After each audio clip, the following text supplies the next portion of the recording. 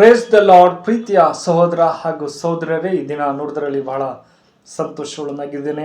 ಯೇಸು ಕ್ರಿಸ್ತನ ಶ್ರೇಷ್ಠವಾದ ನಾಮದಲ್ಲಿ ನಿಮಗೆಲ್ಲರಿಗೂ ವಂದನೆಯ ಸಲ್ಲಿಸ್ತೇನೆ. ಪ್ರೀತಿಯ ಮಕ್ಕಳೇ, ಕಳೆದ ತಿಂಗಳು ದೇವರ ಕೃಪೆಯಿಂದ ಅದ್ಭುತವಾಗಿ ನಮ್ಮನ್ನು ಕಾದು ಕಾಪಾಡಿ ಈ ನೂತನ ತಿಂಗಳು ನೋಡುವಂತೆ ಕೃಪೆ ಮಾಡೋಕ್ಕಾಗಿ ತಂದೆ ದೇವ್ರ ನಾಮಕ್ಕೆ ಸ್ತೋತ್ರ ಸಲ್ಲಿಸ್ತೇವೆ. ಹೌದು ಪ್ರೀತಿಯ ಮಕ್ಕಳೇ, ಕೆಲವು ಕಾರಣದಿಂದ ವಿಡಿಯೋ ಮಾಡೋಕ್ಕಾಗಲಿಲ್ಲ. ಆದರೆ ದೇವ್ರ ಕೃಪೆಯಿಂದ ಈ ನೂತನ ದಿನ ನೋಡುವಂತೆ ಕೃಪೆ ಮಾಡೋಕ್ಕಾಗಿ ತಂದೆ ದೇವ್ರ ನಾಮಕ್ಕೆ ಸ್ತೋತ್ರ ಸಲ್ಲಿಸೋಣ.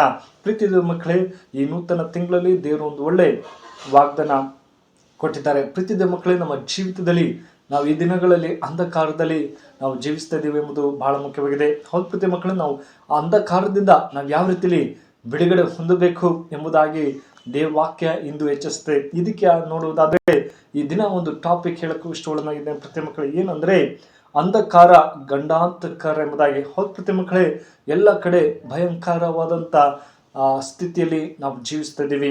ಎಲ್ಲಿ ನೋಡಿದ ಕೊಳೆ, ಆತಂಕ, ಹಿಂಸೆ ಆಗಿದೆ. ಆದರೆ ದೇವರು ನಮ್ಮನ್ನು ಯಾವಾಗಲೂ ಕಾದು ಕಾಪಾಡಿ ನಡೆಸುವಂಥ ದೇವರು. ಪ್ರೀತಿಯ ಮಕ್ಕಳೇ, ಈ ವಾಕ್ಯ ನಾವು ಧ್ಯಾನ ಮಾಡುವಾಗ ಒಂದು ನಿಮಿಷ ಪ್ರಾರ್ಥನೆ ಮಾಡಿ ನಾವು ಮುಂದೆ ಹೋಗೋಣ. ಪರಿಶುದ್ಧನೆ ಮಹೋನ್ನತ ದೇವರೇ, ಒಳ್ಳೆ ಸಮಯಕ್ಕಾಗಿ ಸ್ತೋತ್ರ. ಈ ಸಾಯಂಕಾಲ ವೇಳೆಯಲ್ಲಿ ನಿನ್ನ ವಾಕ್ಯ ಧ್ಯಾನ ಮಾಡುವಾಗ ಈ ಮಕ್ಕಳು ಯಾರು ವಿಡಿಯೋ ನೋಡ್ತಾರೋ ಪ್ರತಿಯೊಬ್ಬರನ್ನು ಆಶ್ವಸಿಸಿ ಅಪ್ಪ, ಅಂಧಕಾರದಿಂದ ಬಿಡುಗಡೆ ಕೊಡುವಂಥ ದೇವರಾಗಿದೆ. ಪ್ರತಿಯೊಬ್ಬರನ್ನು ಆಶ್ವಸಿಸಿ ಕಾಪಾಡು. ಈ ಪ್ರಾರ್ಥನೆ ಕೇಳಿದಂತೆ ಯೇಸು ಕ್ರಿಸ್ತನಲ್ಲಿ ಬಿಡ್ತಾನೆ ಜುಳುತ್ತಂದೆ. ಆಮೇನ್ ಆಮೇನ್ ಹಲ್ಲೆಲೂಯಾ. ಹೌದು ಮಕ್ಕಳೇ, ಇದಕ್ಕೆ ಆಧಾರವಾಗಿ ನೋಡೋದಾದ್ರೆ ಮೊದಲನೇ ಸಾಮ್ಯಲ 2ನೇ ಅಧ್ಯಾಯ 9ನೇ ವಾಕ್ಯ ನಿಮಗಾಗ್ಬಿಡ್ತೀನಿ. ದಯಮಾಡಿ ನಿಮ್ಮಲ್ಲಿ ಸತ್ಯವಿದ್ದರೆ ತೆಗೆದು ಧ್ಯಾನಿಸಬೇಕೆಂಬುದಾಗಿ ಪ್ರೀತಿಯಿಂದ ಕೇಳಿಕೊಳ್ತೇನೆ. ಅಲ್ಲಿ ಹೀಗೆ ಬರೀತಾರೆ, ಏನಂದ್ರೆ ನೋಡಿ, ಆತನು ತನ್ನ ಭಕ್ತರ ಹೆಜ್ಜೆಗಳನ್ನು ಕಾಯುವನು. ದುಷ್ಟರು ಅಂಧಕಾರದಲ್ಲಿ ಮುಳುಗಿ ಮೌನ ಹೊಂದುವರು. ಬಹುಬಲದಿಂದಲೇ ಯಾವನು ಜಯ ಹೊಂದಲಾರನು. ಆಮೇಲೆ ಅಲ್ಲಿ ಹತ್ತು ಮಕ್ಕಳೇ, ಇಲ್ಲಿ ಹನ್ನಳ ಜೀವಿತ ನೋಡೋದಾದರೆ ದೇವರಲ್ಲಿ ಒಂದು ನಂಬಿಕೆಯಿಂದ ಜೀವಿಸ್ತಿದ್ದಾರೆ ಎಂಬುದನ್ನು ನೋಡ್ತೀವಿ.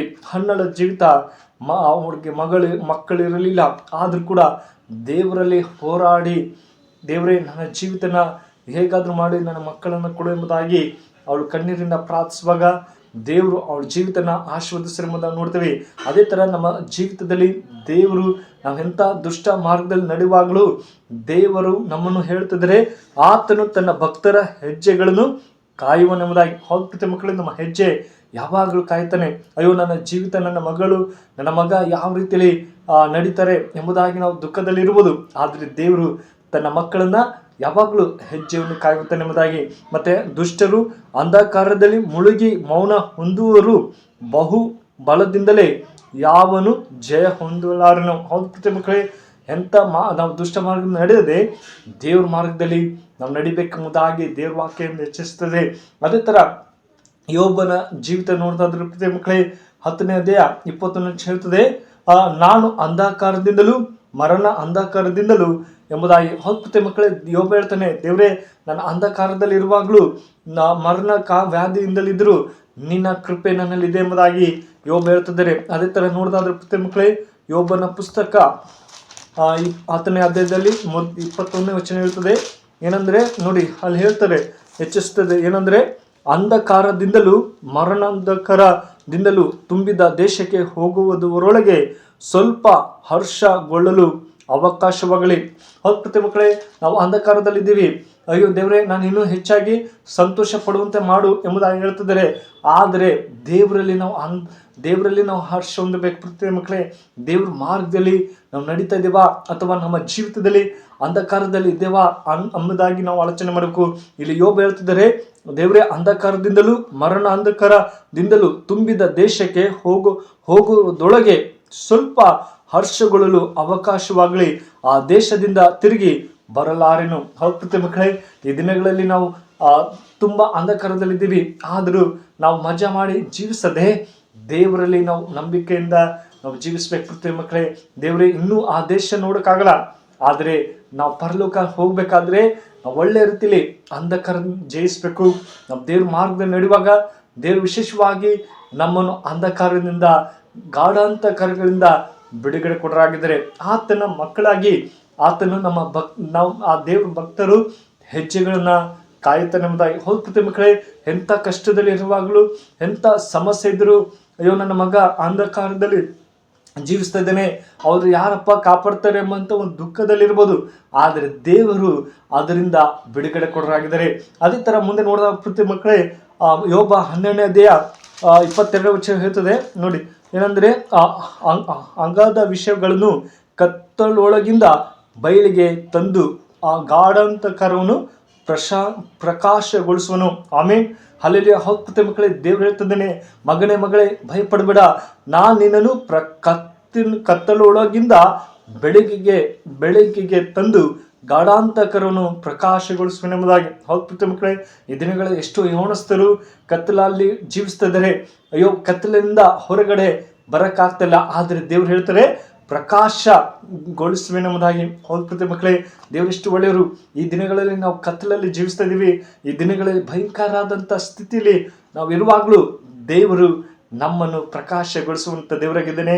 ನಮ್ಮನ್ನು ಆ ಗಾಢಾಂಧಕಾರವನ್ನು ಪ್ರಕಾಶಗೊಳಿಸುವನೆಂಬುದಾಗಿ. ಹೌದು ಪ್ರತಿ ಮಕ್ಕಳೇ, ಯೋಬನ ಹೇಳ್ತಾರೆ ದೇವರಲ್ಲಿ ನಾವು ನಂಬಿಕೆಯಿಂದ ಜೀವಿಸಬೇಕು. ದೇವರು ಎಲ್ಲವನ್ನೂ ಜಯಿಸುವಂಥ ಸರ್ವಶಕ್ತರಾಗಿದ್ದಾರೆ. ಅದೇ ಥರ ಮುಂದೆ ನೋಡೋದಾದ್ರೆ ಮತ್ತೆ ಹೇಳ್ತಾರೆ ಗಾಢಾಂಧಕಾರಗಳನ್ನು ಪ್ರಕಾಶಗೊಳಿಸುವನೆಂಬುದಾಗಿ. ದಾವೀದನು ಬರೆದ ಕೀರ್ತನೆ 82ನೇ ಅಧ್ಯಾಯ ಹೇಳುತ್ತದೆ. 82ನೇ ಅಧ್ಯಾಯ 5ನೇ ವಚನ ಹೇಳ್ತದೆ, ಏನಂದರೆ ನೋಡಿ, ಇವರು ಬುದ್ಧಿಹೀನರು ಅಂಧಕಾರದಲ್ಲಿ ಎಂಬುದಾಗಿ. ಏನಂತಂದರೆ ಬುದ್ಧಿಹೀನರು ಎಂಬುದಾಗಿ ಅಲ್ಲಿ ಹೇಳ್ತಿದ್ದಾರೆ. 82ನೇ ಅಧ್ಯಾಯ 5ನೇ ವಾಕ್ಯದಲ್ಲಿ ಗಮನಿಸುವುದಾದ್ರೆ ಪ್ರತಿ ಮಕ್ಕಳೇ ಅಲ್ಲಿ ಹೇಳ್ತಾರೆ, ಇವರು ಬುದ್ಧಿಹೀನರು ವಿವೇಕ ಶೂನ್ಯರು ಆಗಿ ಅಂಧಕಾರದಲ್ಲಿ ಅಳೆಯುತ್ತಾರೆ, ಭೂಮಿಯ ಆಸ್ತಿವಾರಗಳೆಲ್ಲ ಕದಲುತ್ತವೆ ಎಂಬುದಾಗಿ. ಹೌದು ಪ್ರತಿ ಮಕ್ಕಳೇ, ಕೆಲವರು ಅಂಧಕಾರ ಇಷ್ಟಪಡುವವರಾಗಿದ್ದರೆ ಅಯ್ಯೋ ನನಗಿದೆ ಸಾಕು ಎಂಬುದಾಗಿ. ಆದ್ದರಿಂದ ನಾವು ಅದನ್ನು ಬಿಟ್ಟು ಒಳ್ಳೆ ಮಾರ್ಗದಲ್ಲಿ ಕತ್ತಲಲ್ಲಿ ಜೀವಿಸದೆ ಪ್ರಕಾಶಗೊಳಿಸಬೇಕೆಂಬುದೇ ದೇವರು ಇಂದು ನಮ್ಮನ್ನು ಕರೀತಿದ್ದಾರೆ. ಹೌದು ಪ್ರತಿ ಮಕ್ಕಳೇ, ನಮ್ಮ ಜೀವಿತದಲ್ಲಿ ಅಂಧಕಾರದಲ್ಲಿ ದಿನ ಎಂಬುದಾಗಿ ನಾವು ತಿಳ್ಕೊಳ್ಳೋದೆ, ದೇವರೇ ನನ್ನನ್ನು ಪ್ರಕಾಶಗೊಳಿಸು, ಆ ಗಾಢ ಅಂಧಕಾರವನ್ನು ಪ್ರಕಾಶಗೊಳಿಸುವ ಎಂಬುದಾಗಿ ಹೇಳುವಾಗ ದೇವರು ನಮ್ಮ ಜೀವಿತನ ಪ್ರಕಾಶವಾಗಿ ನಡೆಸುವಂಥ ಸರ್ವಶಕ್ತರಾಗಿದೆ. ಕೊನೆಯದಾಗಿ ನೋಡೋದಾದ್ರೆ ಪ್ರತಿ ಮಕ್ಕಳೇ, ಪ್ರಸಂಗಿ 11ನೇ ಅಧ್ಯಾಯ 8ನೇ ವಚನ ನೋಡೋದಾದ್ರೆ, ಅಂಧಕಾರದ ದಿನಗಳು ಬಹಳವೆಂದು ನೆನಪಿರಲಿ. ಆಮೀನ್. ಹೌದು ಪ್ರತಿ ಮಕ್ಕಳೇ, ದೇವರು ಬರುವಂಥ ದಿನಮಾನವಾಗಿದೆ. ಇನ್ನೂ ಅಂಧಕಾರವಾಗಿ ದಿನಗಳು ಬರ್ತಾ ಇದ್ದೇವೆ ಎಂಬುದಾಗಿ ಪ್ರಸಂಗಿ ಹೇಳ್ತಿದ್ದಾರೆ.